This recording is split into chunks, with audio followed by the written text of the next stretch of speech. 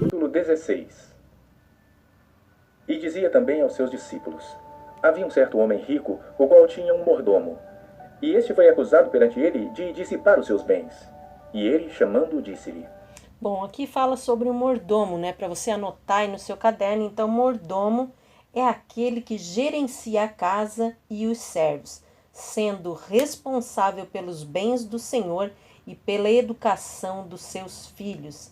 Bom, ele era responsável então por todos os empréstimos e contratos com os devedores. Então ele não era um simples servo, né? Mas ele era ali alguém muito especial que estava então responsável por todos os empréstimos que o seu dono, né, que o seu patrão houvesse feito. Bom, o elogio, quando se vê aqui um elogio, não era pela corrupção que ele estava fazendo, mas sim pela esperteza, porque o erro foi punido, mas o golpe que ele deu foi muito inteligente. Então o elogio aqui era pela inteligência do golpe. O elogio traz então um ensino adicional.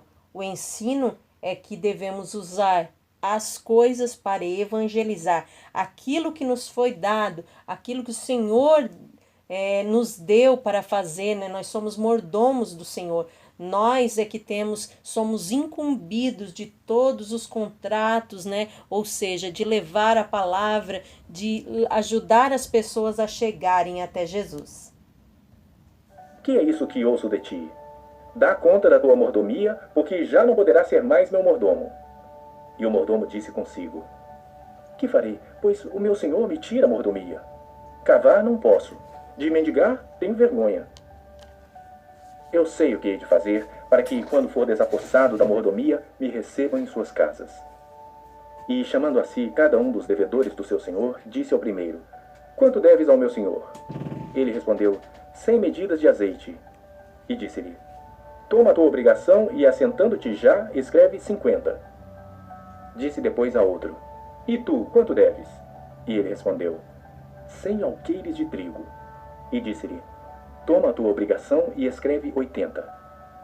E louvou aquele senhor o injusto mordomo por haver procedido prudentemente, porque os filhos deste mundo são mais prudentes na sua geração do que os filhos da luz. E eu vos digo: fazei para vós amigos das riquezas da injustiça, para que, quando vos faltarem, vos recebam eles nos tabernáculos eternos. Quem é fiel no mínimo, também é fiel no muito. Quem é injusto no mínimo, também é injusto no muito. Pois, se nas riquezas injustas não fostes fiéis, quem vos confiará as verdadeiras? E se no alheio não fostes fiéis, quem vos dará o que é vosso? Nenhum servo pode servir 2 senhores, porque ou há de odiar um e amar o outro, ou se há de chegar a um e desprezar o outro. Não podeis servir a Deus e a Mamon. E os fariseus, que eram avarentos, ouviam todas estas coisas e zombavam dele. E disse-lhes: vós sois os que vos justificais a vós mesmos diante dos homens, mas Deus conhece os vossos corações, porque o que entre os homens é elevado, perante Deus é abominação. A lei e os profetas duraram até João.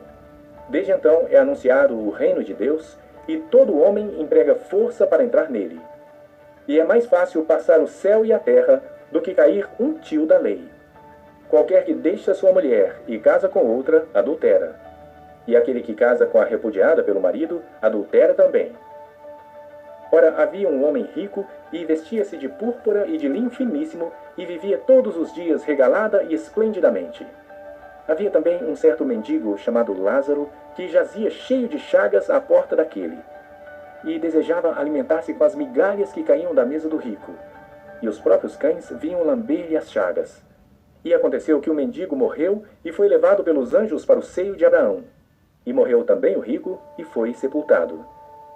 E no inferno ergueu os olhos, estando em tormentos, e viu ao longe Abraão e Lázaro no seu seio. E clamando disse: Pai Abraão, tem misericórdia de mim, e manda Lázaro que molhe na água a ponta do seu dedo e me refresque a língua, porque estou atormentado nesta chama.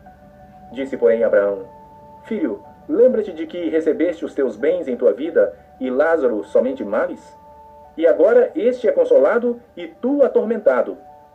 E, além de tudo isto, está posto um grande abismo entre nós e vós, de sorte que os que quisessem passar daqui para vós não poderiam, nem tampouco os de lá passar para cá. E disse ele: Rogo-te, pois, ó pai, que o mandes à casa de meu pai, pois tenho 5 irmãos, para que lhes dê testemunho, a fim de que não venham também para este lugar de tormento.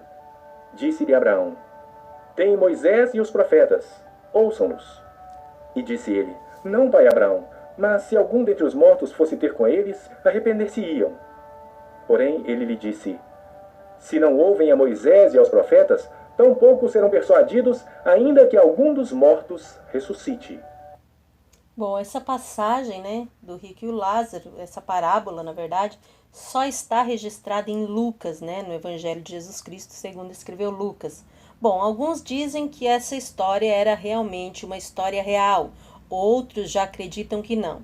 Bom, os que dizem que seria uma história real, é algo que o Senhor, né, que Jesus, sendo Deus, saberia, porque eles não acreditavam que Jesus usaria uma história falsa para ensinar algo. Então, eles se baseiam nesse caso de que o próprio Jesus ele não usaria, né, uma história mentirosa, uma história falsa para ensinar algo. Não seria da índole de Jesus, né? Mas não é nada que se possa dizer com certeza.